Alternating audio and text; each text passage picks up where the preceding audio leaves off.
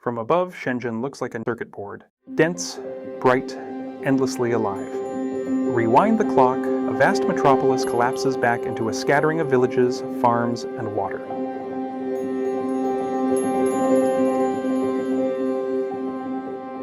This is the story of one of the fastest urban transformations ever recorded, from farms to a megacity in one human generation.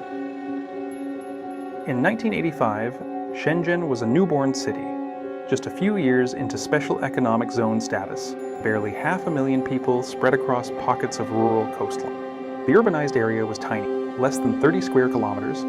Fast forward to 2025. Shenzhen surpasses 17 million residents with nearly 1,000 square kilometers of continuous urban development. We start in Futian and Luohu, the heart of Shenzhen. In the mid-80s, this was mostly fields and low-rise villages, but watch as whole districts appear where open land once stretched.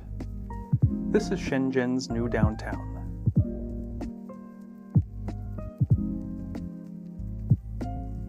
Shift west to Bao'an.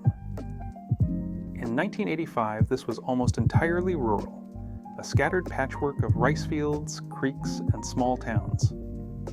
The airport is built on reclaimed land, expanding again and again into a massive international hub.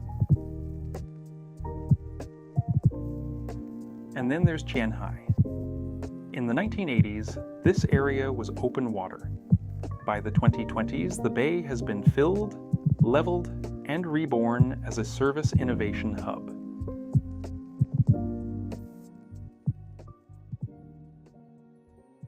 In just 40 years, Shenzhen didn't simply grow.